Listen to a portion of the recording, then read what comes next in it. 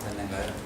십지경이라고 하는 것은 원어로는 다사 부미카 수트라라고 그렇게 하는 거죠. 다사라고 하는 것은 열, 부미라고 하는 것은 이제 경지라고 얘기할 수 있습니다. 그래서 10단계의 그 신도들이 혹은 불자들이, 대승의 불자들이 수행을 해야 되는 단계라고 그렇게 하는 거예요. 그러니까 대승불교를 공부하는 사람은 이 십지경이 가장 센터가 되는 중요한 것이라고 그렇게 얘기할 수 있어요.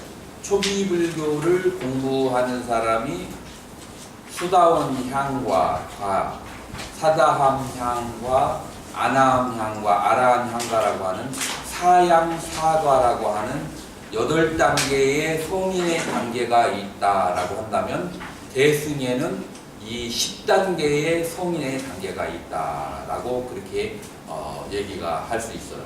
그래서 넓게 얘기한다면은 수다원에서 아라한까지는 원시 시대, 그리고 약간 승가이주의 그런 해찰 중심이라고 한다면 1지부터 10지까지 얘기하는 10지의 수행 방법이라고 하는 것은 약간 제가 중심적이고, 그리고 현대를 사는 그 발달된 문명 속에서 단순히 깨달음으로 비치는 것이 아니라 어떻게 사회에 공헌하고 이바지하고 더 나은 사회로 이끌어주는데 구체적인 방향을 제시하는가라는 측면 속에서 정부 혹은 철학자, 사회를 사는 사람들에게는 이 십지의 수행 방법이 더 뭐라고 할까, 더 많이 요청되어지는, 그렇기 때문에 이제 대승이라고 하는 것이 인류의 문명이 발달하면 발달할수록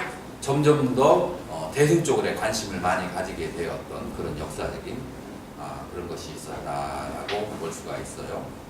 그래서 이제 이 부처님의 경전은 육하원칙에 따라서 설명되어지는데, 첫 번째 언제라고 했을 때 이 십지경은 부처님께서 깨달음을 얻으신지 두 번째 주 보리수 나무 아래에서 설해지신 것이죠.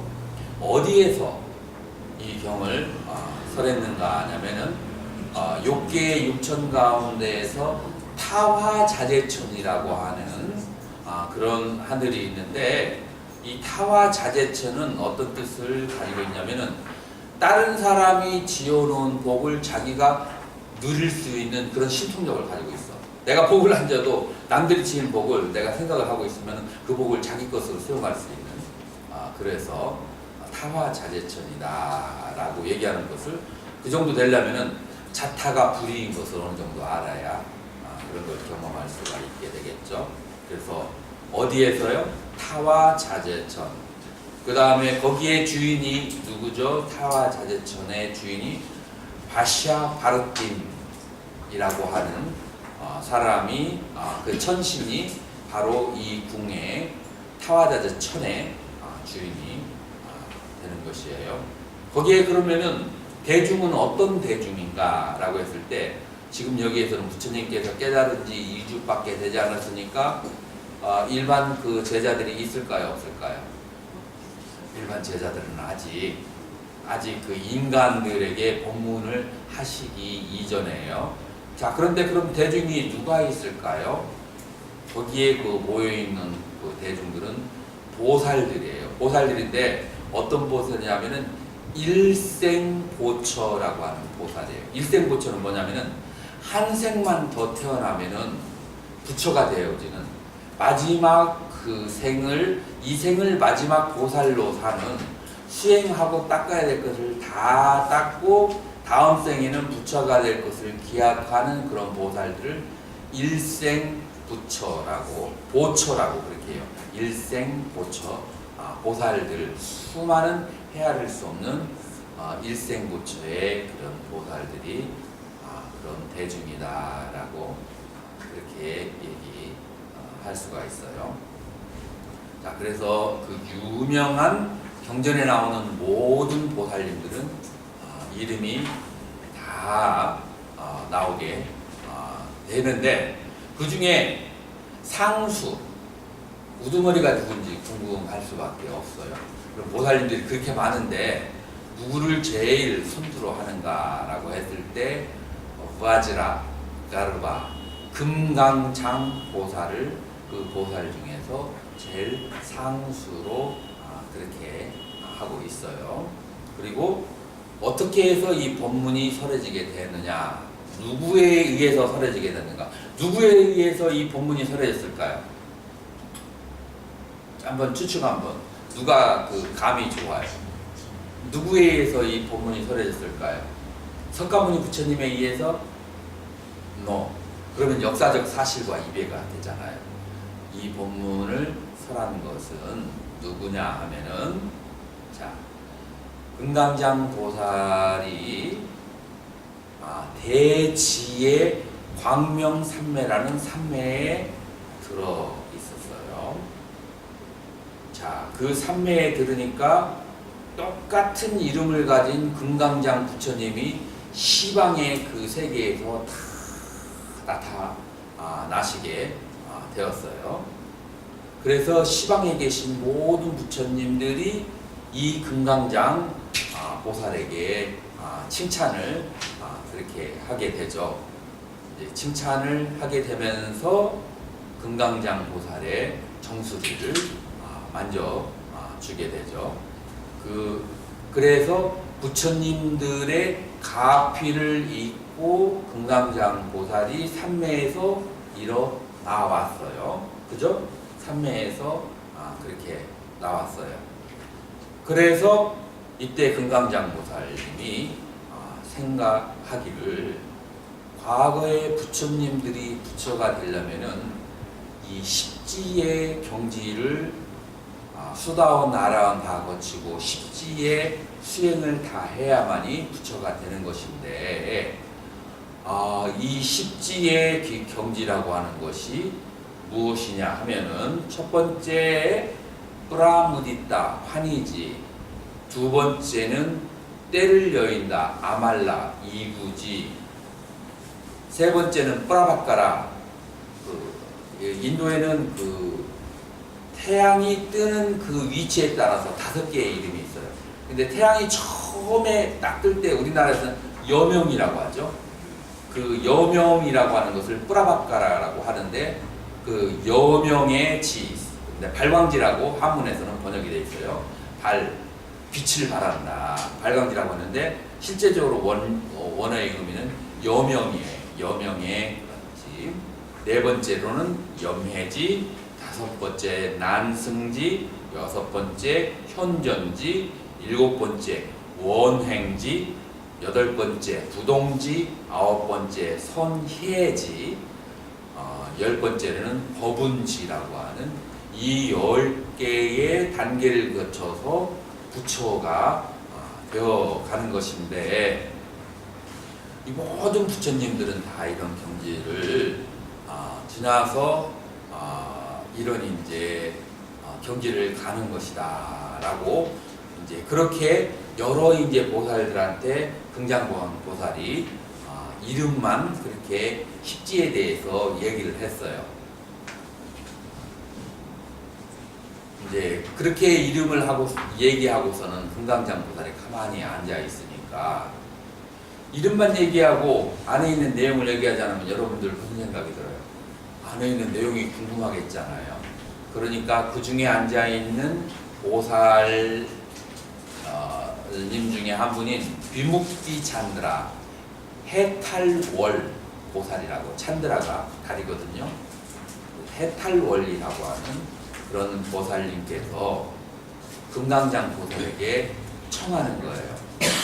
그냥 이름만 말씀하지 마시고 그 안에 있는 십지의 수행 방법에 대해서 여기 보살들이 자세히 들을 테니까 한번 자세히 말씀해 주세요 라고 하는 것으로 인해서 이 십지경이 설해지게 되었다라고 그렇게 얘기할 수 있어요. 이제 그 배경이, 백그라운드가 이해가 가세요? 자, 이렇게 해서 십지경을 설하게 됐어요.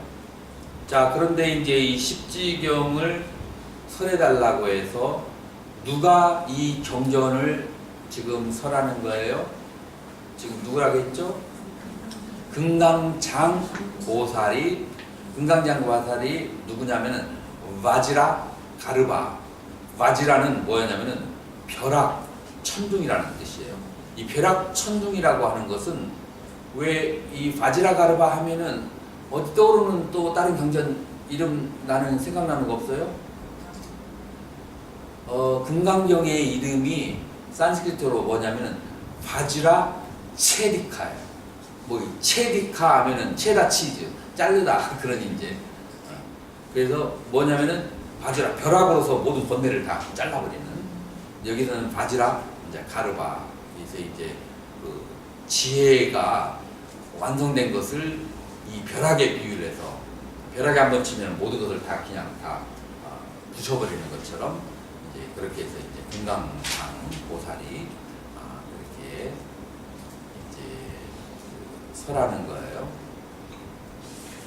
자, 그런데 누구의 가피를 입어서요? 부처님의 가피를 입어서. 그렇기 때문에 무슨 문제가 없어요? 석가모니 부처님이 역사적으로 설하신 법문하고 여기는 보살이 설한 것이기 때문에 그 수 두 개가 서로 충돌이 역사적으로 되지 않는 거예요. 무슨 말인지 이해가 되시겠죠? 그래서 여기는 이제 그런 이제 천상의 세계에서 이 법을 설하시는 것이 그렇게 되는 것이죠. 자, 그러면은 이제 1지부터 10지까지 그렇게 법문을 설하시게 되는 거죠. 그래서 1지의 이름이 뭐라고 했죠? 환희지예요. 왜 환희지일까요? 그 환희스러운 기쁨이 몸과 마음에 뚝뚝 떨어지기 때문에 환희지라고 하는 거예요. 그래서 우리가 사람이 환희지에 들었는지 안 들었는지 사람 보면 금방 알 수 있을까요? 없을까요? 알 수 있어요. 그러니까 여기서 못 속이는 거야. 이 처지보살을 통과해야 되는 거예요. 그냥 몸과 마음이 항상 기뻐하고 감사하고 그런 마음이 생기는 거예요. 그런데 사이콜로지컬하게 그런 항상 기뻐하는 마음이 생긴다는 것은 환경이 좋을 때만 기쁜다는 걸까요? 환경이 좋든 나쁘든 언제나 기쁘다는 걸까요? 언제나를 얘기하는 것이죠. 언제나 기쁘려면은 그 사람의 사이콜로지컬 컨디셔닝, 정신적인 상태가 과연 어떤 상태가 되어야만이 언제나 기쁠까요? 라고 우리가 이제 생각을 해야 되는데, 자, 어제 저녁에 법문을 했지만 그래도 또 오늘 한번 또 들어보세요. 1장에 보면은 여러분들 가지고 있는 그 1장 가지고 있는 노트가 뭐 없어도 관계없어요. 두 번째 파라그라프에 보면은 아니 첫 번째 파라그라프 끝에 보면은 어떤 사람을 환희지에 들어갔다라고 하냐면은 보디찌tta 우빠디아때 보리심을 우빠디아때 바란 상태를 그거를 초지보살 환희지에 들어간다고 하는 거예요. 그래서 관건은 뭐냐면은 보디찌tta 깨달음의 보디는 깨달음이고 찌tta는 마음이에요. 깨달음의 마음을 깨달으려고 하는 마음을 바란 사람, 한마디로 발보리심이라는 얘기 들어봤어요? 발보리심을 한 사람이 초지에 들어간다, 그렇게 얘기를 하면 돼요. 그러면 어떤 상태가 발보리심이냐 하면은 깨달음의 마음을 일으키는 사람, 깨달음을 추구하는 마음을 가진 사람인데 어떤 깨달음의 마음을 일으켰느냐? 그것은 당연히 법에 대해서 깨달음을 일으킨 것이죠. 자, 여기에서 법이 무엇임을 깨달은 것이 깨달음이라고 할까요? 초기불교와 대승불교를 통틀어서 법에 대한 깨달음은 두 가지로 비교된다겠죠. 하나는 뭐죠? 제 법은 실체가 없다. 제 법은 무아이다.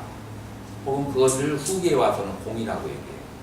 공의 상태를 깨달은 것을 첫 번째를 얘기해요. 그런데 우리가 공이라고 얘기하지만 우리가 실제로 인생을 살면서는 여러 가지 기쁘고 슬프고 그 다음에 사랑하고 미워하고 취사, 선택하고 분별하고 옳고 그르고를 다 따지잖아요. 그러면은 공이라고 말할 수는 없는 거잖아요.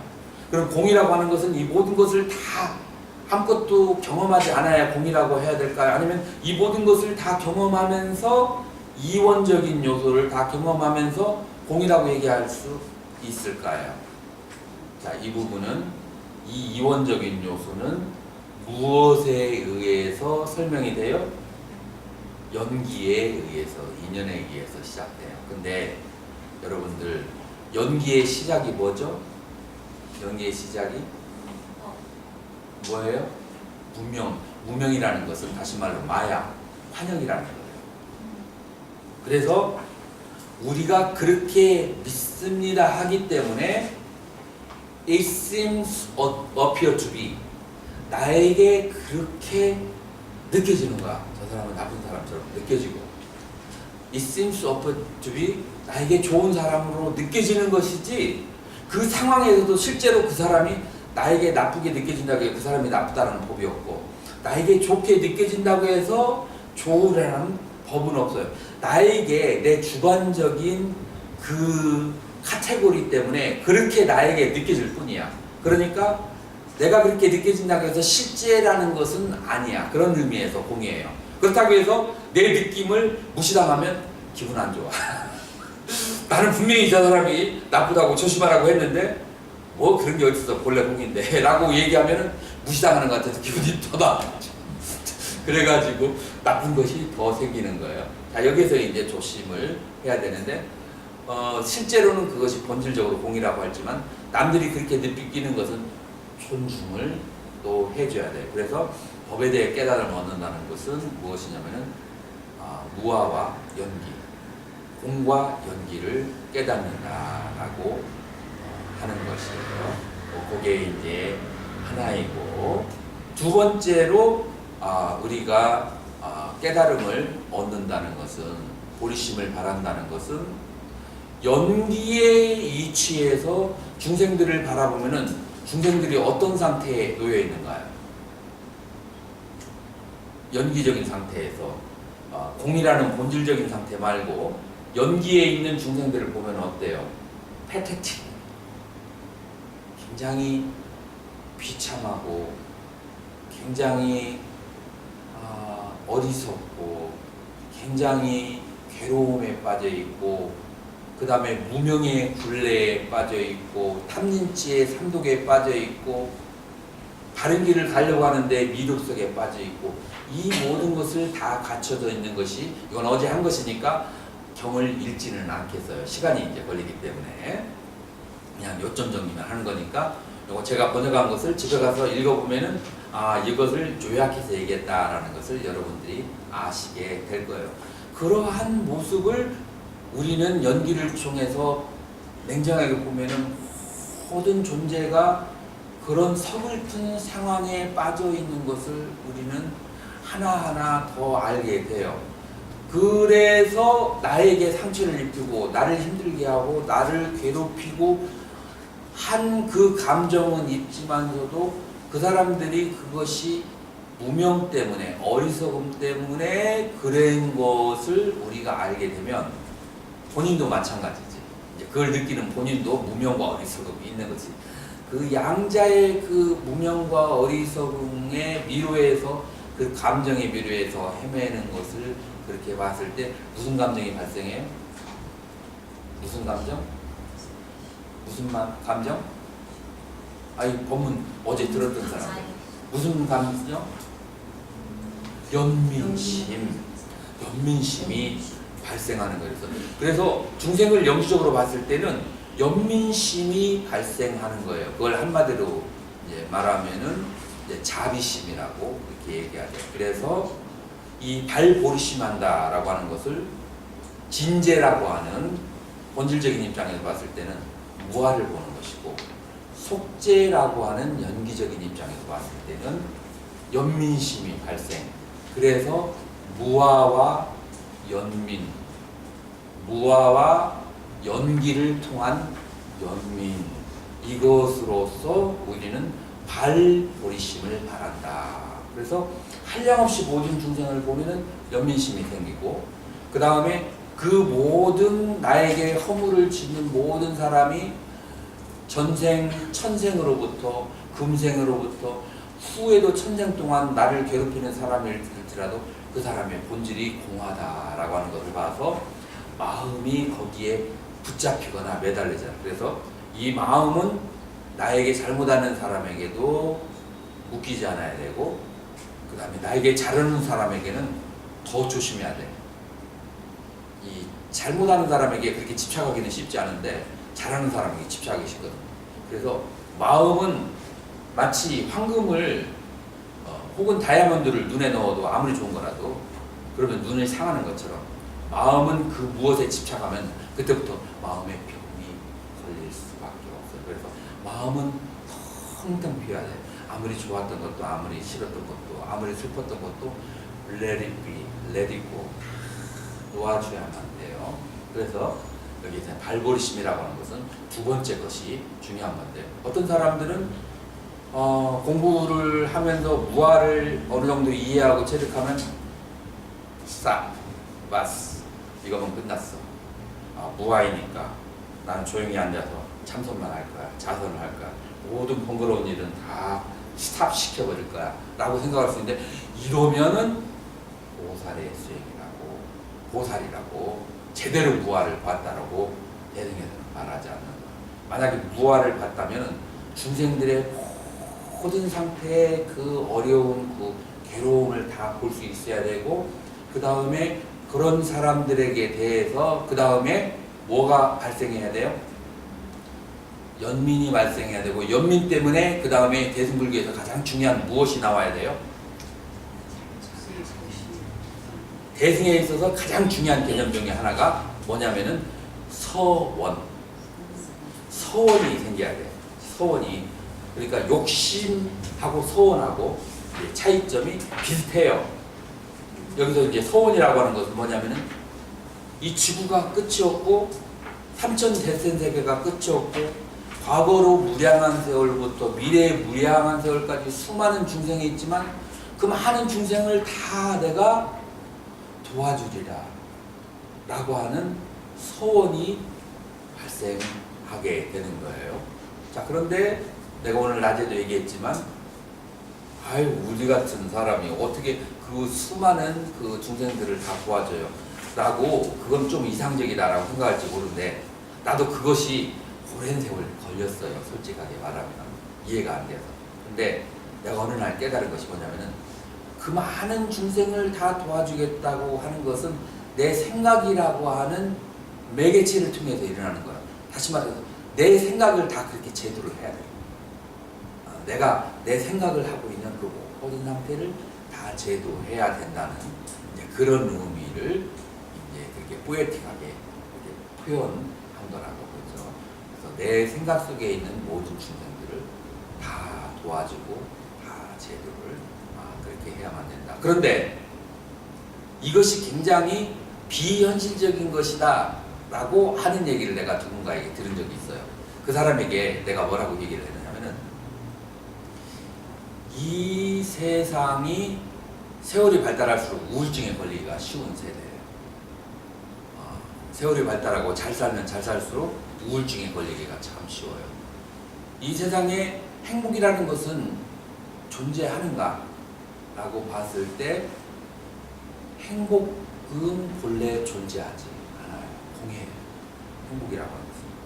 근데 언제 행복이라는 것을 잠시 느낄 수 있느냐 하면은, 남을 도와주려고 프리페레이션을 할 때, 그 다음에 남을 도와줘서 기뻐하는 모습을 볼 때, 남을 기뻐하게 해주고 내가 그것을 리플렉션해서 생각할 때, 그때 기쁨을 잠시 맛볼 수 있는 거예요. 본질적으로 기쁨은 존재하지 않아요.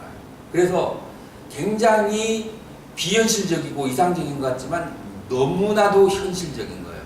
그렇게 모든 중생을 다 구제하라는 것은 내가 행복을, 나를 행복의 강물에다 빠뜨리려고 하려고 그러는 거예요. 그래야만이 나에게 무량하고 끊임없는 행복이 생기는, 그래서 환희지에 들어가는 거예요. 내가 남을 도와주지 않으면 기뻐할 일이 아무것도 없어. 돈이 많이 있어가지고 저금통장에 있고 그 다음에 집에 있고 가구 황금으로 해놓고 있어도 항상 언제 나한테 도둑이 올까, 나한테 친척이 와서 뜯어갈까, 친구들이 와서 뜯어갈까, 그 근심 걱정 아니라고. 그 많이 있어도 항상 괴로울 수밖에 없어. 뭐 그런 것이 있어서 그렇게 기쁜 것이 아니죠. 무엇이 기쁘게 하냐면은 남을 행복하게 해주려고 준비를 하는 순간, 남의 행복한 것을 보는 순간, 그리고 한 번씩 이렇게 떠올릴 때, 그리고 마지막으로 죽을 때 남을 행복하게 해준 것이 순식간에 파노라마처럼 스쳐 지나가고, 남을 괴롭게 한 것은 순식간에 파노라마처럼 잠재식에 있는 게 쫙 떠올라서 가요. 그래서 남을 기쁘게 해준 그 마음을 생각하면서 내가 만족스러운 생각을 하는 순간, 그 만족스러움이 천상이나 극락으로 나를 인도하는 것이고, 내가 만약에 인생을 살면서 여러 가지 잘못된 것이 회한이 떠오르게 되면은 그 회한 속에서 뉘우치다가 바로 이제 지옥이나 이제 축생으로 빠져가게 되는 것이. 그렇기 때문에 굉장히 비현실적인 것 같지만서도 이 보살행이라고 하는 것이 실질적으로 바라보면은 굉장히 행복에 이르는 지름길이고 현실적인 것이라고 그렇게 볼 수가 있는 거예요. 그런데 그런 것의 그 바탕이 어디에서 드냐면은 공이라는 것을 깨달아, 무아라는 것을 깨달아야 돼. 왜냐하면은 무아와 공이라는 입장에서 봤을 때는 행복이라는 것은 본질적으로 존재하지 않아. 만약에 행복이라는 것이 다른 곳에 본질적으로 존재한다면 그렇게 남을 도와주면서 행복을 얻을 필요가 없어. 근데 행복이 본질적으로 존재하지 않기 때문에 그런 속에서 행복을 얻을 걸 받기에는 존재에게는 그런 기회, 다른 더 기회가 존재하지 않는 거예요. 행복해지려면 그거 방법밖에는 없어. 그거 방법밖에는.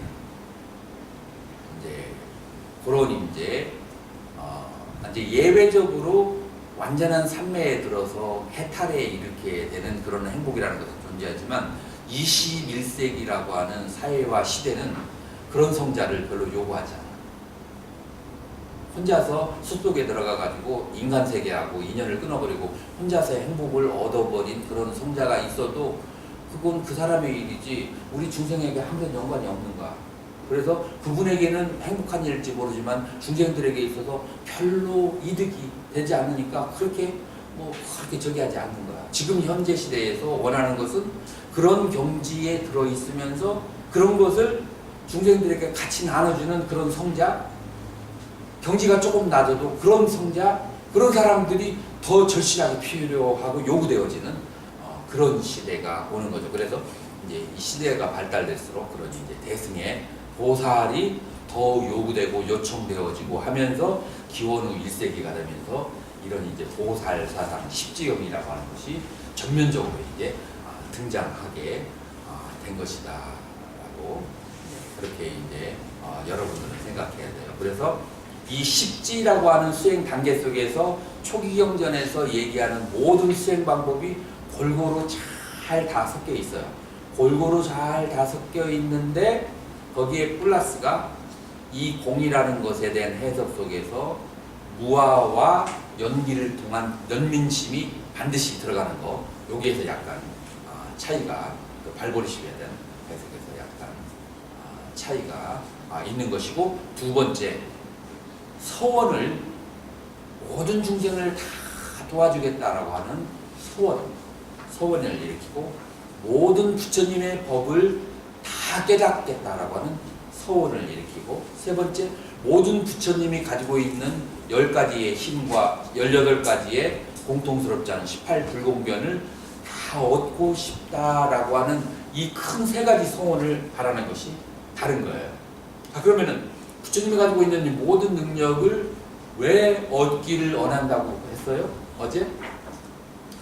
그런 능력이 있어야 마음뿐만이 아니고 실제적으로 모든 중생들을 도와줄 수 있기 때문에. 그런 모든 능력이라고 하는 것은 어디에서 발생하는 거죠? 그거는 모든 중생을 도와주려고 하는 서원과 실천 속에서 그런 능력이 발생하는 거죠. 그래서 우리는 육바라밀에다가 그런 능력이 4가지가 더하는데 뭐냐면은 방편과 아라한들은 방편이 많지 않아요. 원력, 아라한들에게는 그러한 원력이 없어요. 해탈하고자 하는 것이 중생들을 세세생생 도와주겠다는 그 원력이란, 그 다음에 부처님이 가지고 있는 힘을 얻으려고 하는 그런 힘, 그 다음에 모든 것을 다 알아서, 모든 것을 다 알아서 모든 인연 있는 중생들에게 다 그 인연 따라서 회양하려고 하는 지식, 방편, 원력, 지라고 하는 이 네 가지가 바로 이제 독특하게 더 들어가는 거다. 육바람인데 이렇게 해서 이제 십지를, 십바람일과 십지를 이렇게 형성하는 것이라고 그렇게 얘기할 수 있어요. 그래서 초지보살이 되어서 여러분들이 명심해야 될 것은 무엇이죠? 무엇이냐면은 발보리심을 해야 된다. 발보심의 진재에 있는 것은 무아이고 속재에 있는 것은 연기를 통한 연민심이다. 그리고 그 다음에 그 연민심 때문에 뭐가 발생한다고? 서원이 발생한다. 서원은 크게 세 가지다. 무엇이냐면 첫 번째, 모든 부처님의 가르침을 다 깨닫기를 원하는 서원. 두 번째로 모든 중생을 다 구하려고 하는 그런 서원. 그 다음에 세 번째로 모든 부처님의 힘과 능력을, 심력 18불공변이라고 하는 능력을 다 얻으려고 하는 그거. 그것이 무엇 때문에? 욕심 때문에? 서원 때문에. 서원과 욕심의 차이는 뭐예요? 욕심은 나를 위해서, 서원은 모든 중생들을 위해서라고 하는. 자, 그래서 서원을 내세움으로써 자기에 대한 집착, 자기에 대한 교만으로부터 빠져나올 수가 있는 거예요. 사람은 수행을 하면서 자기에 대한 집착, 자기에 대한 교만, 자기가 공부가 잘 되어가면서 본인에 대한 그 교만하는 마음이 그게 이제 점점 이제 수행의 경지에 올라가면서 건너기 어려운 단계가 오거든요. 그거를 쉽게 빠져나가는 방법이 이 소원을 통해서 그런 데서 빠져나갈 수가 있다라고 얘기를 하는 거죠. 자,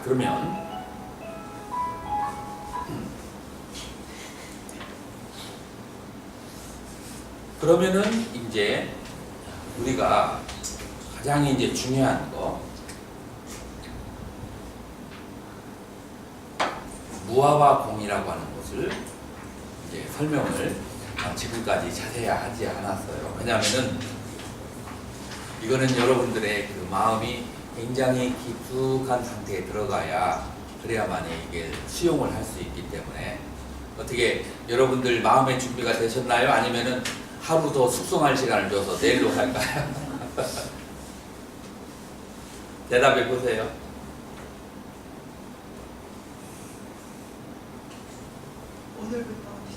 오늘부터 시작을 할까요? 그래, 한번 시작. 오늘이라도 내일이라도 숙성은 안 될 것 같아요. 오늘부터. 자, 그러면은 이제 그 무아라는 것을 하기 전에 무아와 관련된 1페이지, 2페이지, 환희지의 2페이지 다들 가지고 계신가요? 없는 분도 있죠? 없는 분 한번 흔들어 보세요. 없는 분은 같이 좀 읽으세요. 다른 한 분이 같이. 안 읽어도 내가 이렇게 얘기하면은 그렇게 저기 할 수도 있어요. 같이 한번 읽죠. 환희심의 이유. 그것은 무엇 때문일까? 불자들이여, 환희지를 얻은 보살은 이와 같은 두려움들, 생계에 대한 두려움, 좋지 않은 이름에 대한 두려움, 죽음에 대한 두려움, 악도에 대한 태어나는 것에 대한 두려움, 대중에 대한 두려움 등의 일체의 두려움을 완전히 여의었기 때문이다 라고 했는데, 그 앞에 있는 내용이 뭐냐면은 환희지에 들어간 사람은 그 앞에 파라그래프를 보면은 일체 세간의 그런 경계에서 자유로워지고, 그 다음에 부처님의 경지에 가까워지기 때문에 기뻐하게 되고, 어리석은 범부의 상태에서 멀어지니까 기뻐하게 되고, 그 다음에 알매 경지에, 부처님의 알매 경지에 가까워지기 때문에 기뻐하게 되고, 일체의 악도의 고통스러운 것에 태어나는 것으로 끊어지기 때문에 기뻐하는 자가 되고, 그 다음에 6번째 한번 읽어보세요. 모든 중생이 의지처가 됨을 기뻐한 자가 되고, 같이 끝까지 계속 읽어보세요. 모든 부처님이 머무는 경계를 가까이서 친견하고, 모든 보살의 평등성에 도달하기 때문에 기뻐한 자가 된다. 나에게 있어서 모든 두려움, 공포, 놀라움은 없다라고 알면서 기쁨을 일으킨다. 자, 그래서 환희지에 든 사람은 10가지의 그 기쁨이 있는데, 첫 번째는 일체의 세간에 대한 집착에서 자유화되기 때문에 그럴 때 기뻐하고, 두 번째로는 부처님의 경지에 가까워진다는 것을 알게 되니까 또 기뻐하게 되고, 중생의 상태에서부터 멀어지니까 기뻐하게 되고, 일체의 그 지옥이나 악이 축생으로부터 그쪽에 떨어지지 않는다고 생각하니까 기뻐하게 되고, 그 다음에 여러 중생들이 나에게 의지하지 내가 누군가 의지하는 사람이 되지 않는 것에 대해서 기뻐하게 되고, 부처님을 항상 원하는 대로 그런 경지를 경험하니까 기뻐하게 되고, 그 다음에 모든 보살의 경지에 도달하니까 기뻐하고, 그 다음에 마지막으로 환희지에 있는 거예요. 그 1페이지의 마지막으로 나에게 있어서 모든 공포, 놀라움은 없다라고 알면서 기쁨은 공포나 두려움이 없어서 기쁨을 일으키는데, 그 공포와 두려움이 없는 이유가, 첫 번째 공포와 두려움은 인간에게 있어서 5가지가 있는데, 하나는 생활고에 대한, 생계에 대한 두려움, 그 다음에 좋지 않은 이름에 대한 두려움, 죽음에 대한 두려움, 그 다음에 악도에 태어나는 것에 대한 두려움, 그 다음에 사람들에 대한 대의공포증, 이렇게 5가지 두려움이 있는데, 이 5가지 두려움으로부터 이 10가지의 환희스러운 마음을 가진 사람은 이 5가지 두려움으로부터 벗어나게 되게 되는 거죠. 자, 그래서 두 번째 페이지 환희심의 이유에서 밑으로 그렇게 내려가서 보면은,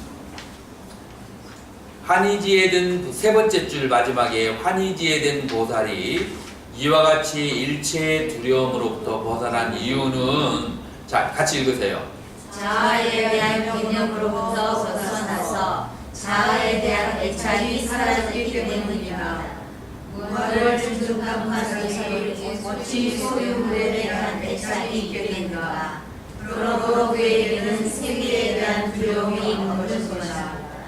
또한 나로 인해 모든 생명들에게 많은 필수품들이 널리 베풀어지리라라는 생각 이외에는 누구에게서도 어떠한 존경을 구하려는 마음이 없기 때문에 좋지 않은 이름에 대한 두려움이 없습니다. 자아에 대한 견해를 여유롭기 때문에 자아에 대한 인식이 없고, 그러므로 또한 죽음에 대한 두려움이 없는 것입니다. 또한 죽은 후에라도 부처님과 보살님들을 결정코 떠나지 않으리라는 믿음이 있기 때문에 악도에 태어나는 것에 대한 두려움이 없습니다. 세상에 그 어느 누구도 원력이 나와 같은 이가 없다. 하물며 어디에 나보다 더 뛰어난 원력이라고 생각하므로 그에게는 대중에 대한 공포가 없습니다.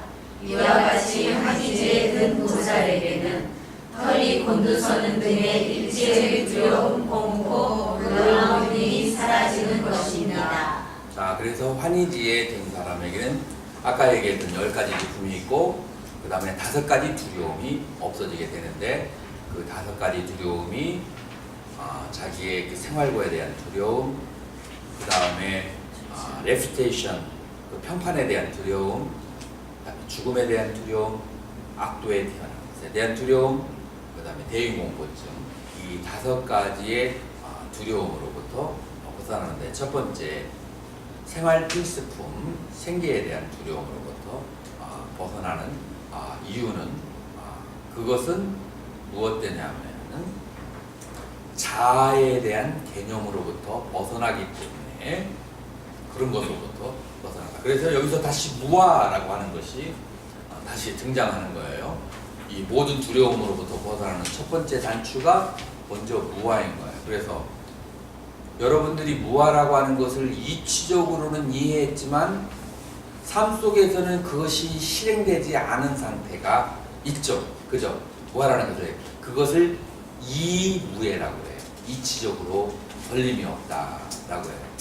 자, 그리고 내가 이치적으로도 그 공하고 무아라고 생각하면서 실질적으로 내가 좋아하는 사람과 싫어하는 사람을 만났을 때 나에게 칭찬을 들었을 때나 비방을 들었을 때나 항상 무아라는 그 이름에 걸맞게 그 평정하게 그렇게 삶을 사는 상태를 그걸 뭐라고 하냐면은 이와 사가 무해하다, 걸림이 없다. 자기의 이치와 깨달은 이치와 자기의 실천적인 행위 사가 걸림이 없다라고 해서 이사무해라고 해요. 그래서 여러분들 화엄경 하면은 이무해, 사무해, 이사무해, 사사무해라는 얘기를 많이 들어봤잖아요. 그래서 이무해와 사무해가 이사무해가 이런 식으로 되는 거예요. 자, 그래서 이무해는 십지보살 중에서 어느 단계에서 얻어질까요? 초지에서 얻어지는 거예요. 그러면 이사무해는 그 공을 깨달은 것이 그것이 항상 실천대로 그 깨달은 대로 실천되어지는 것은 그건 어느 경지에서 얻어질까요? 육지에서. 왜 육지에서 그게 얻어진다겠죠? 육지가 오시, 지계, 인욕, 정진, 선정, 지혜, 여섯 번째 지혜가 발생, 완전히 발현한 데가 바로 육지라고 그렇게 얘기할 수 있어. 그래서 나는 육지보살의 상태가 아라한하고 비교될 수가 있다라고 그런 상태가 완전한 무아의 상태가 된 상태. 그게 이제 육지보살이다라고 그렇게 얘기할 수 있어. 그래서 우리는 처음에 이치적으로 그렇게 완전히 무해 걸림이 없는 상태가 되어서 2지, 3지, 4지, 5지, 6지를 통하면서 그것이 행 속에서 삶 속에서도 그런 무해한 경지가 이치대로 무아와 공의 이치를 실현할 수 있는 상태를 끊임없이 수행을 해 나가야 된다라고 그렇게 볼 수가 있는 거예요. 자, 그래서 이제 제법이 무하다라고 하는 것을 우리가 예전에 공부했던 것을 다시 한번 상기하자고요. 무아라고 했을 때 나는 몇 가지 측면에서 우리는 생각할 수가 있죠. 우리는 5가지 측면에서 나를 생각해 볼 수가 있어요. 5가지 측면이 뭐가 되죠? 나의 몸, 그 다음에 내가 가지고 있는 여러 가지의 느낌들, 좋고 싫은 느낌들들, 과거, 현재, 미래의 그 느낌들. 그 다음에 세 번째로는 내가 가지고 있는 여러 가지 기억들 가운데에서 여러 가지 판단 작용, judgment. 그 판단 작용에서 가장 큰 2가지가 뭐냐면은 이것은 나에게 이롭다, 해롭다. 그 다음에 이것은 옳다, 그러다. 이해와 그 시비가 되는 거죠. 시비, 이해와 시비. 이것은 옳고 그러다라고 하는 이 판단 작용을 하고 있는 거. 이것이 몇 번째? 3번째. 그래서 내가 가지고 있는 그 심적인 상태. 4번째가 뭐냐면은 내가 가지고 있는 여러 가지 욕구와 욕망들, 뭔가를 하고 싶은 욕구와 뭔가를 하기 싫어하는 욕구들, 그런 것들이 바로 나예요. 내 마음이라고 하는 것이 다른 것이 없고, 데이비드 휴미, 그 영국의 유명한 철학자 데이비드 휴미, 나라고 하는 셀프, 영원한 자, 영혼이라고 하는 것을 아무리 들어봐도 내가 가지고 있는 임프레션, 여러 가지 인상들, 여러 가지 느낌들, 여러 가지 생각들, 이런 것을 떠나서 욕구와 원망을 떠나서 나라는 영혼이라는 것을 아무리 찾아봐도 찾을 수가 없다라고 데이비드 휴미도 얘기했던 것처럼 우리의 마음이라고 하는 것은 그런 좋고 나쁜 느낌들의 무더기, 여러 가지 판단작용의 무더기, 그 다음에 여러 가지 욕망, 욕구들의 무더기, 그 다음에 여러 가지 경험한 것들의 무더기. 자, 이것을 이제 우리 불교용어로 말하면은 수, 상, 행, 식. 자, 이렇게 되는 거죠. 그래서 우리가 가지고 있는 나라고 하는 것은 몸과 마음으로 나눈다면 몸이라고 하는 것은 색이 되는 것이고 마음이라고 하는 것은 수상행식이 되는 거죠. 그래서 마음이라고 하는 것을 크게 둘로 나누는데 하나는 수동적인 마음, 또 하나는 능동적인 마음 둘로 나눴어요. 수동적인 마음이라는 것은 모든 것을 인식하는 그런 마음이에요. 그건 식이라고 얘기할 수 있어요. 능동적인 마음이라고 하는 것은 뭐냐면은 내가 자발적으로 가지고 있는 어떤 주동적인 상태, 이런 좋고 싫어하는 느낌, 이건 능동적인 상태거든요. 그 다음에 이것은 옳다 그러다고 하는 판단, 이것도 능동적인 상태예요. 내가 어떤 욕망을, 욕구를 가지고 있는 거, 이건 능동적인 상태예요. 그 모든 것을 아는 것은 수동적인 상태예요. 그래서 이걸 영어로 얘기하면 the consciousness of the likeness, the consciousness of hatred, the consciousness of something, the consciousness of something. 그 something은 바로 능동적인 마음의 상태고, consciousness, 의식하는 것, 수동적인 상태, 그것은 식에 해당한다.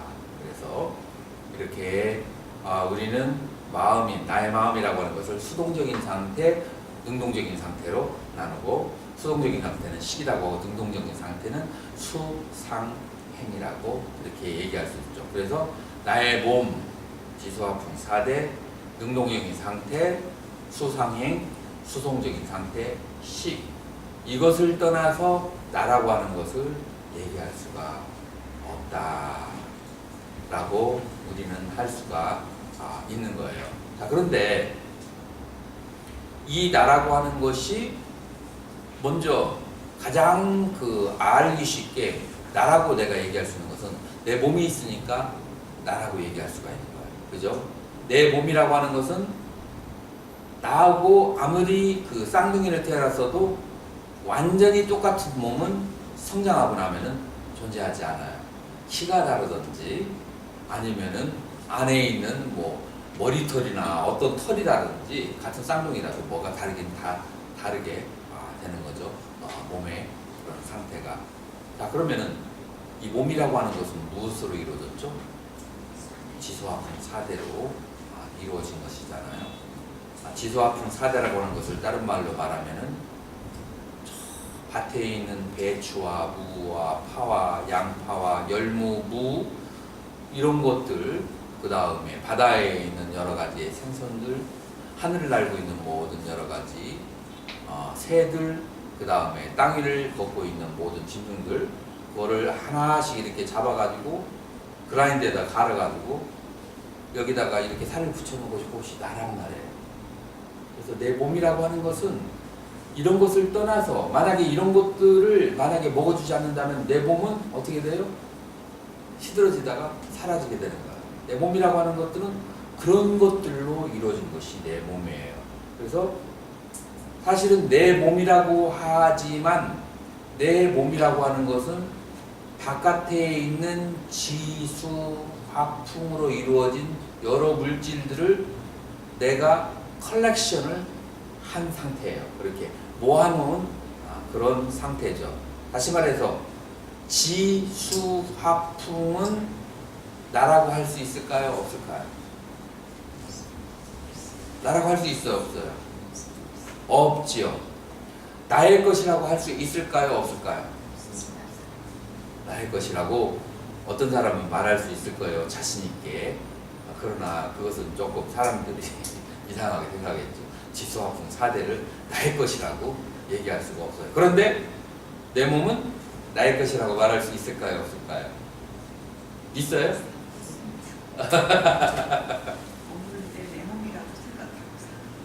내 몸이라는 믿음을 우리는 가지고 있죠. 이 사람이 좋은 사람이라는 믿음을 우리는 가지고 있고, 우리는 저 사람이 나쁜 사람이라는 믿음을 가지고 있고, 이것이 옳다라는 나는 믿음을 가지고 있고, 저것이 그르다라고 하는 믿음을 가지고 있는 거예요. 우리는 그러한 믿음들을 가지고 있는 것이지 사실이 그렇다는 거하고는 또 다른 일이야. 우리는 그러한 믿음을 가지고 있기 때문에 그 믿음 따라서 그렇게 보이는 거예요.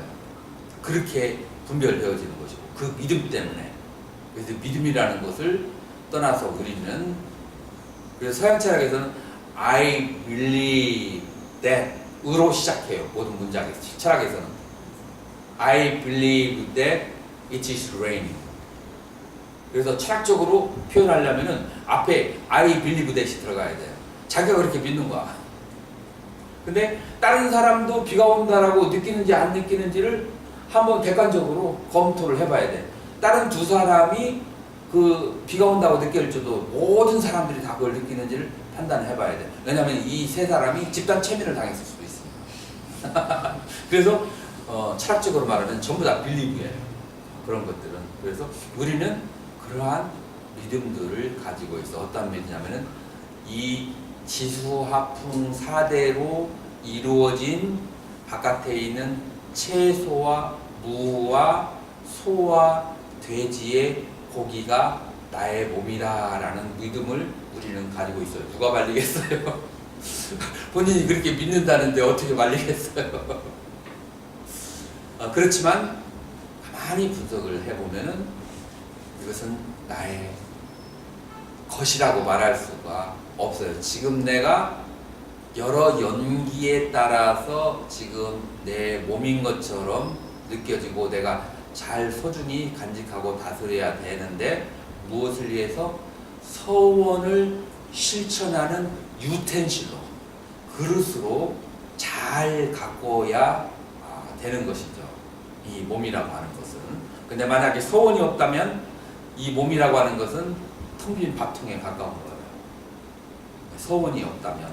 왜냐면은 내 몸이라고, 나라고, 나의 것이라고 할 수 없는 이것을 가지고 이것 하나를 태어날 때부터 죽을까지 갈고 닦고 그러면서 이것을 위해서 열심히 봉사하고서 살았는데, 어느 날 갑자기 그냥 인사도 없이 가버리는 게 이 몸이야.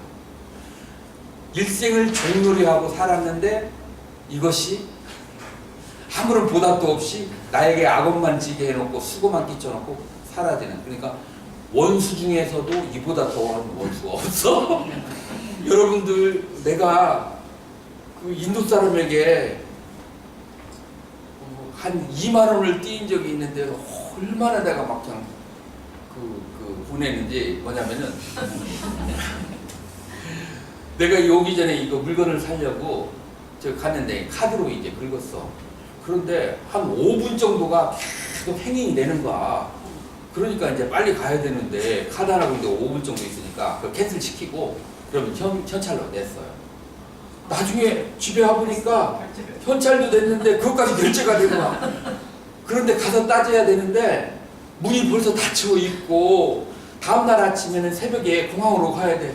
씩씩거리다가 내가 아는 인도 사람들한테 전화해가지고 당장 거기 문 막 두드려가지고 찾아가가지고 저기 하라고 해서 결국은 막 그냥 그 교수 한 명을 막 그냥 그 밤중에 막 그냥 거기 가게 해가지고, 그래가지고 막 문 쿵쿵 두드려가지고 그 계산하는데 매니저 만나가지고 매니저가 거기 전화로 막 사과하고 이거는 실수로 벌어진 일이기 때문에 48시간 안에 다시 돌아간다라고 그렇게 했는데, 그거 가만히 계산해 보니까 4,800원인가 하는데, 그거 조금만 해도 그렇게 막 그냥 막 흥분해가지고 막 그냥 뭐 때문에 속임을 당했다는. 그러니까 한국 사람들이 제일 싫어하는 게 속임수를 그냥 10만 원이고 20만 원이고 보시면 하더라도 남한테 이렇게 속임수를 당한 걸 굉장히 싫어하더라고요.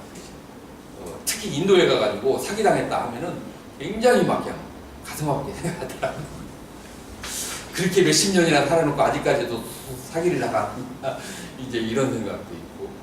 그런데 그건 세 발의 피잖아. 일생 동안 태어나서 죽을 때까지 24시간이 아깝다 알고 먹여주고 재워주고 눕게 해주고 온갖 좋은 것이란 좋은 것은 다 했는데 악업을 다 짓게 하고 그 다음에 내 시간 다 뺏고 나를 중생세계에 머물게 하고 그렇게 한 몸이 어느 날 갑자기 빠이빠이 고맙다는 말도 없이 혼자 쑥 사라져. 그리고서 나를 어디로 보내? 지옥이나 축생이나 어디로 나를 보내는 거야. 일생을 그렇게 저기 해놓고서. 그러니까 이 그 가장 무서운 저기 내 몸일 수 있는 거예요. 뭐냐 하면은 이 몸을 좋은 도구로 사용해서 선업을 지어서 많은 사람을 행복하게 하고 내가 천상에 갈 수 있는 선업을 짓고 내가 극락세계에 갈 수 있는 해탈을 할 수 있는 그런 선업을 짓지 않고 내 몸 하나를 갈고 닦고 먹고 재워주고 편하게 하기 위해서 살았다면 완전히 그 사람은 속은 인생이야. 4,800원은 아무 이유도 아니야. 그보다 더 분노를 수천 배 수만 배를 해야 되는 게 이 몸이라는 거예요. 그래서 나의 몸이라고 하는 것은 지수화풍 4대로 이루어진 배추, 무, 콩나물, 고추, 그 다음에 두 눈 있는 그 뭐지 생선, 그 다음에 짐승들, 소, 돼지, 닭 그런 것들로 그것이 뭐냐면 지수화풍 4대로 이루어진 그런 것들을 갈아가지고 붙여놓은 것이 내 몸이기 때문에 그것을 나라고 생각하는 것은 엄청난 착각이고 나의 것이라고 생각해도 그건 착각이고 이 몸을 이용해서 선업을 쌓는 유텐실 도구로 생각해야 되는 것이 그것이 바른 생각이다라고 하는 거예요. 자, 그런데 몸이 그렇다라면 우리의 느낌은 어디에서 오는 걸까요? 우리의 느낌이라고 하는 것은 느낌이 몇 가지 나오는 방향이 몇 개가 있죠? 눈에서 본 느낌이 있어. 눈에서 본 아름답다는 그 다음에 좋다 싫다라는 느낌이 있고 냄새를 맡을 때 좋다 싫다라는 느낌이 있고 소리를 들을 때 아유 불쾌해 아유 좋아라는 그런 느낌이 있고 서로 음식을 맛볼 때 좋은 나쁜 몸으로 이렇게 촉감으로 좋고 나쁜 마음으로 좋고 나쁜 느낌. 그래서 느낌이 나오는 그 구멍이 6개예요. 그래서 육입이라고 하고 그 다음에 육촉이라고 하고 육수 6가지 느낌이라고 해요. 그래서 느낌은 6가지 종류가 있는 거예요. 자, 6가지가 앞에 5가지는 무엇과 연관되어 있죠? 물질과 연관되어 있어. 몸과 그 다음에 5가지의 그 눈의 대상 색, 그 다음에 귀의 대상 소리, 코의 대상 그 향기, 그 맛의 대상 여러 가지 음식들, 그 다음에 몸의 대상 여러 가지 물질들. 이 앞에 5가지는 전부 다 물질들이에요. 그래서 물질은 뭘로 만들어졌죠? 지수화풍 4대로 이루어졌다 했죠. 지수화풍 4대로 이루어진 내 몸이 지수화풍 4대로 이루어진 다른 물질들과 부딪혀서 생기는 것이 느낌이에요. 그래서 지수화풍 4대로 만들어진 몸이 나도 나의 것도 아니라고 한다면 거기에서 파생되어진 느낌은 나라고 얘기한다면 그것은 바른 생각일까요? 그것은 바른 생각이 아니죠. 그래서 느낌도 지수화풍 4대에서 이루어진 파생물이기 때문에 나도 나의 것도 아니고 우리는 생각들을 어디에서 하죠? 우리는 생각의 내용물이 뭔지 한번 가만히 한번 생각해 보세요. 우리는 생각을 할 때 무엇을 생각하죠? 내 생각에는 우리는 명사를 생각해요. 명사의 연결이 생각이에요. 명사가 문장이 된 것이 생각이에요. 그래서 어떤 명사가 있어요. 그 명사의 어떤 행위가 그것이 문장이고 그 문장이 생각으로 이루어지는 거예요. 명사가 어떻게 되느냐면은 시계가 없어졌네.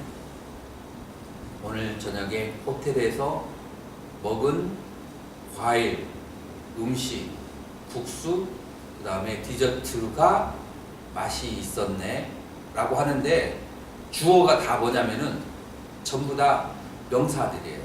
명사 혹은 대명사들이에요. 그 명사 대명사들은 전부 다 무엇이 이루어진 거예요? 물질, 대상에다가 이름을 붙인 거예요. 물질에다. 그래서 어떤 물질이 있고 그 다음에 그 물질에 대한 이름을 붙인 거. 그러니까 우리는 생각을 하려고 할 때 그 생각을 하는 것은 명사가 있어야 되는데 그 명사는 물질에 대한 이름이 명사가 되는 거예요. 그러니까 이 생각이라고 하는 것도 다시 무엇에 대한 생각을 하는 거예요? 물질에 대해서 생각을. 그런데 안 그런 것도 있어요. 추상명사가 있잖아요. 사랑이라든지 미움이라든지 아니면 그런 이제 추상명사들이 있잖아요. 그런 추상명사들은 물질이라고 할 수 있느냐라고 또 깊이 들어가서 질문을 할 수 있을지 몰라요. 그럴까요? 안 그럴까요? 그런데 추상명사는 어디서 왔느냐면은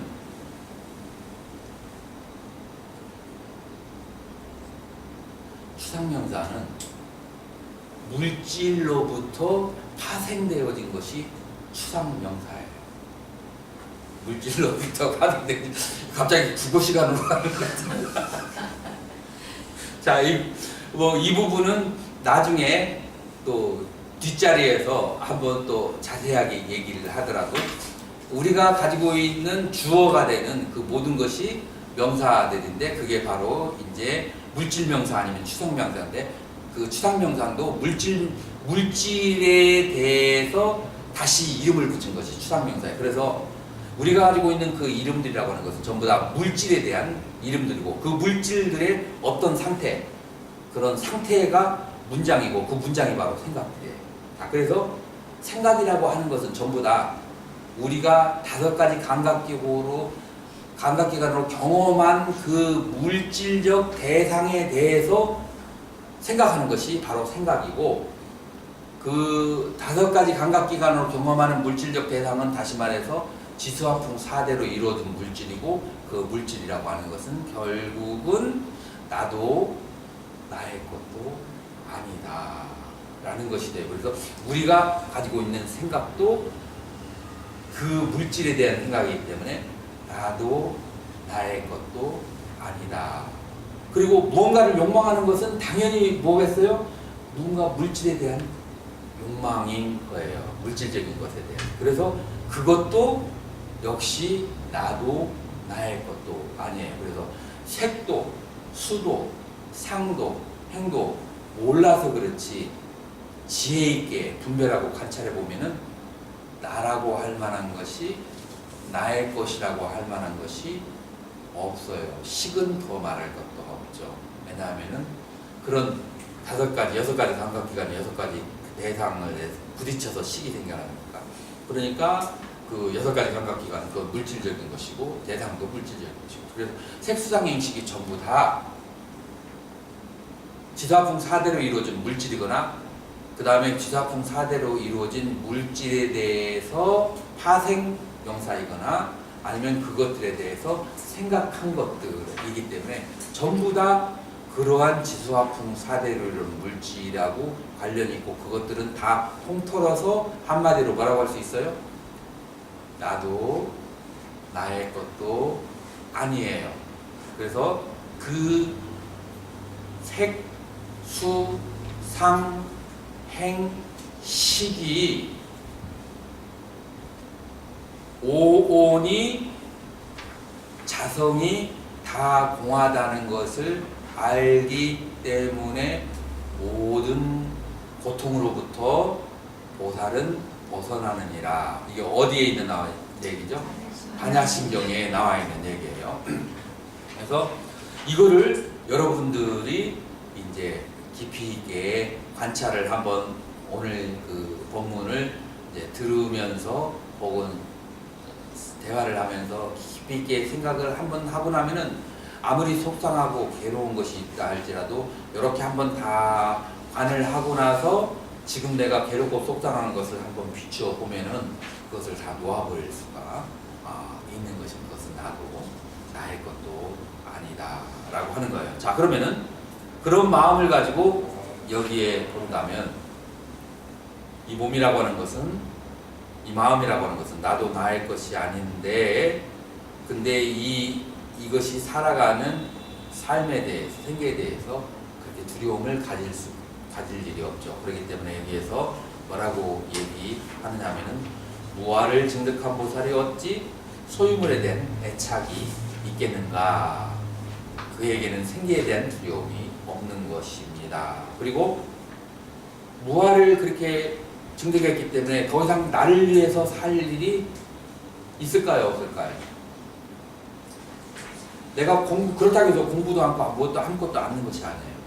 여기서 잘못하면은 그러니 이제 허공, 정멸, 그런 잘못된 편궁에 들어갈 수가 있어. 그렇기 때문에 보살행으로 바로 연결이 돼야 되는데, 나를 위해서 할 것은 아무것도 없어. 그럼에도 불구하고 영어도 배우고 산스크리트도 배우고 빨리도 배우고 공부도 열심히 하고 열심히 법문도 하고 열심히 도와주고 그렇게 하는 거예요. 그것은 왜 그럴까요? 그것이 삶의 의미고 그것이 기쁨이기 때문에, 그렇기 때문에 그렇게 살아가는. 그러니까 나를 위해서는 근심 걱정을 하지 않는데 중생들을 위해서는 근심 걱정을 하게 되고, 그러면서 열심히 살아가는 거예요. 그렇게 열심히 살기 때문에 그것에 대한 보답과 대가로 나의 삶도 좋아지게 되는 것이죠. 이제 이런 식으로 이제 뒤바뀌어진 그런 이제 기쁨과 행복이 있게 되는 거죠. 그래서 모든 생명들에게 많은 필수품들이 많이 도와주려고 하는 그런 생각 이외에는, 내가 뭐 어디 가서 저 승가 대학원장인데 왜 나를 안 알아주지? 이번에 바라나시에서 그 티베트 대학에서 국제 세미나가 있었어. 그런데 내가 초청을 받았는데 나하고는 그쪽이 가깝다고 이름을 안 써줬어. 근데 내가 그냥 이름을 나보고 직접 쓰라고 했는데 그냥 김군항이라고만 썼어. 내가 프로페서라고 하는 것을 써야 되는데 그걸 깜빡 잊은 거야. 그러니까 제일 거기는 이제 티베트 대학에서는 달라이라마 스님이 내 사진 나중에 보여줄게. 같이 찍은 거. 달라이라마 스님이 오시기 때문에, 그렇기 때문에 아주 경비가 철통 같아요. 그래가지고 이름표 딱 들어가니까 Please this way 하고서는 저 뒷줄로 나를 안내하는 거야. 그래서 속으로는 막 괘씸하기도 하고, 지금 나는 1등 자리에 앉아야 되는데 그렇게 이제 나에게 이름표를 줬는데 나를 제일 뒤로 안내하니까 씩씩거리고 해가지고, 그러면서 속으로는 스님인데 이런 것 가지고 상을 해서 쓰는가. 그래도 내가 프로페서네 라고 하다가 왔다 갔다 하다가 이제 그랬는데 3일 내내 나를 그렇게 그 꼴등석에다가 앉히더라고. 나중에 보니까 내 앞에다가 프로페서라는 그 글씨를 내가 안 쓴 거야. 내가 다른 사람이 이렇게 명함을 보니까 앞에 프로페서라고 다 적혀 있는. 내가 쓰면서 깜빡 잊은 거야. 그러면서 내가 3일 동안 반성을 많이 했어. 이야, 사람이 나이가 들고 지위가 높아지면은 대접을 받으려고 하는 마음이, 벌써 내가 교수가 된 지 2, 3년밖에 안 되는데 벌써 이런 식으로 마음이 불편한데 내가 만약에 10년, 20년 지나가지고 더 위치가 높아지면은 엄청나게 진심이, 화가 많이 생기겠구나. 대접 안 받으면 라는 이제 그런 생각이 들더라고요. 그래서 사람이라고 하는 것은 그 존중을 받고 대접받기를 원하는 것이 그 일반 그 사람들의 생각인데, 이제 여기에서 이제 무아를 공부한 사람은 다시 이런 그 오온 무아라는 것을 관하게 되면은 그런 생각으로 자기 자신을 반성하고, 나이가 들을수록 젊을 때보다, 나는 출가해서 한 10년, 20년 공부하면 나머지는 저절로 그냥 사르르 미끄러져 간다 생각했는데, 요즘 와서 생각해보니까 나이가 들고 승납이 많을수록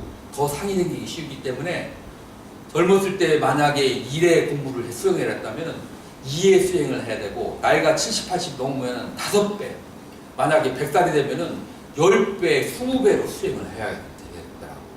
세월이 흐르면서 점점 더 대접받으려고 하는 마음이, 그런 것이 생기게 되는 것이 인간의 마음인 것 같더라고.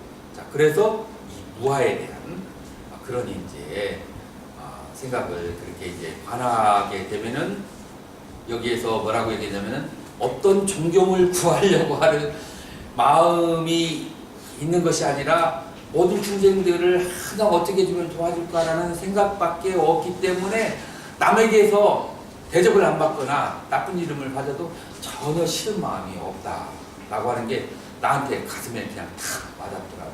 양심에 탁 찔리더라고. 그래서 이것이 내 문제뿐만 아니고 여러분들에게도 절에 이제 오래 다니면 10년, 15년, 20년 다닐수록 그런 생각이 나처럼 생길 수가 있어요. 내가 생겼는데 여러분들이 안 생기는 것이 이상할 수 있지. 그렇기 때문에 여러분들도 더욱 그 절밥이 늘어갈수록 더 지극한 마음으로 수행하고 하심을 해야 되고 열심히 수행을 해야 된다라고 그렇게 하는 거죠. 그래서 그런 두려움을 남들이 나를 무시해도 전혀 마음에 그 슬픔이 그런 두려움이 없는 그 자유로워지는 거죠. 그래서 이제 그것이 두 번째고 그것이 결국은 이 무아하고 연관이 되어 있어요. 그래서 이 무아를 여기에서 이치적으로라도 이해를 못하면 불교는 공부가 더 나아가지가 않는 거예요. 그 다음에 세 번째는 자아에 대한 견해를 여기었기 때문에 자아에 대한 인식이 없고 그러므로 죽음에 대한 두려움이 없다. 여기는 또 무아하고 연관되어 있어요. 무아를 알기 때문에 본래 태어난 것도 없고 본래 변하는 것도 없다. 불생불멸이라는 것을 알기 때문에 그렇기 때문에 죽음에 대한 두려움으로 완전히 자유로워. 지금 내가 사는 것도 내가 있다는 믿음뿐이지 내가 지금 있는 것은 존재하지 않는다는 것을 알기 때문에 실제로는 생한 것도 없고 생한 것이 없기 때문에 변할 것도 없기 때문에 죽음에 대한 두려움이 더 자유롭게 되는 것이고 또한 죽은 다음에 악도에 떨어지지 않는다는 자신감이 있고 항상 불보살님이 계신 곳에 태어난다는 자신감이 있어요. 이 자신감은 어디에서 발생할까요? 그냥 아무나 이런 자신감을 가지면 안 돼. 왜냐하면 항상 중생을 위해서 살고 모든 부처님을 닮아간다고 하는 소원을 맨날 세우기 때문에 그 생각이 막 그냥 아주 껍딱지처럼 박혀있기 때문에 그런 신심이 생기는 거야. 항상 불보살의 그런 생각으로 불보살을 닮아가려고 생각하고 모든 중생을 도와주려는 마음이 일상생활에 계속 유지하기 때문에 내가 죽은 다음에는 내가 평상시에도 이렇게 불보살하고 가까이 사는데 죽은 다음에는 당연히 불보살의 나라에 태어난다는 그런 믿음, 그렇기 때문에 악도에 떨어지지 않는다는 그런 믿음을 가지게 되고 자기의 그 원력이 뛰어나기 때문에 그렇기 때문에 대중에 대한 공포가 없는 이렇게 해서 5가지 공포가 이제 없게 되는 것이죠. 그렇게 해서 우리는 이제 초지에서 우리는 무엇을 볼 수가 있냐면은 10가지의 기쁨과 그 다음에 5가지의 공포로부터 다스려지는데 그것이 어디에서부터 시작되느냐? 보리심에서부터 시작된다라고 하는 것을 보는 거예요. 그래서 우리는 인간이 가지고 있는 한계를 가지고 있어요. 그러나 우리 경전이 위대하고 그 다음에 부처님의 법을 자주 들어야 되고 그 다음에 경전을 열심히 순종해야 되는 이유가 이 부처님의 지혜는 우리 인간의 지혜로서 미칠 수 없는 그런 광대하고 원만한 것을 가지고 있기 때문에 우리 인간으로서 생각할 수 없는 어떤 경지에 있을지라도 경전을 읽다 보면 환희심으로 바꿔버릴 수 있고 인생의 탈출구를 보여주는 그러니 이제 특별한 길이 우리는 보이기 때문에 그렇기 때문에 우리는 요 페이지가 어떻게 되나? 1페이지, 2페이지 마지막에 그래서 한의지에 들어가서 10가지 서원을 한의지에 10가지 서원 나와 있죠? 10가지 서원을 세우는데 이거 경전이라서 좀 복잡하니까 내가 짤막하게 내가 하나씩 이렇게 한번 읽어보세요. 1번 한의지에 들어가서 10가지에 읽어보세요. 계속 읽어보세요. 이루는 보살은 이와 같이 서원 결심 시험 버림을 생각합니다. 아니 내가 시간 관계상 내가 간단하게 그냥 그렇게 설명을 할게요. 눈으로 따라가 보세요. 한의지에 머무는 보살은 숫자가 넘버가 1부터 10까지 되어 있는데 첫 번째는 일체의 부처님을 모든 부처님을 남김없이 가까이서 공양하기 위해서 더욱 노력하는 첫 번째, 나는 일체의 모든 부처님을 항상 가까이서 공양하리라는 서원을 세우는 거예요. 첫 번째. 두 번째로는 어떤 세원을 세웠냐면 부처님께서 이 귀한 법을 가르치셨는데 귀한 법이 유지되려면 교단이 유지돼야 돼요. 그래서 교단을 잘 받들고 성숙시키기 위한 그런 노력을 놓지 않는 큰 서원을 두 번째 세우는 거예요. 그래서 세 번째 어떤 세원을 쓰냐면은 과거의 모든 부처님, 그 다음에 삼천대세계에서 태어나신 모든 부처님들이 태어나시는 곳곳마다 다다도 태어나서 부처님이 출가하실 때에서부터 성도에서 법문하시는 곳곳마다 다 따라다니면서 그 법문을 다 듣고 싶은 그런 소원을 세 번째로 세우는 거예요. 그래서 네 번째로는 이 보살의 1지부터 10지까지를 다 원만하게 닦기 위한 그런 세원을 세우는 거예요. 네 번째가. 다섯 번째는 이 세계가 중생계가 끝이 없지만 이 모든 중생을 다 제도하리라 라고 하는 소원을 세우는 거예요. 그래서 여섯 번째로는 이 세계가 무량하고 사건과 그 다음에 종류가 수도 없이 많지만 모든 이 세계의 일을 다 알아가지고 그 중생들이 원하는 대로 다 잘 가르쳐 주리라 라고 이 모든 세계의 차별성을 다 그렇게 알겠다는 그런 소원을 세우는 거예요. 그래서 일곱 번째로는 번뇌가 많고 오염이 많지만 그 모든 번뇌와 오염을 다 해결해서 모든 불국토를 가는 곳마다 불국토를 다 청정하게 하리라 라고 하는 서원을 세우는 거예요. 여덟 번째는 항상 제불보살들과 만나는 것이 떨어지지 않기를 하는 그런 서원을 세우고 아홉 번째로는 보살지에 불태전의 보살지에 어서 빨리 들어지이다 라고 하는 서원을 세우는 것이고 열 번째는 삼맥삼보리 부처님의 정등각을 어서 빨리 이루어지다 라고 하는 10대의 서원을 세우는 것이 바로 언제라고요? 초지에서 일어나는 일이다 라고 그렇게 얘기할 수가 있어요. 자, 그래서 이것으로서 어제도 이 부분에 대해서 얘기했지만 여러분이 지금 이런 식의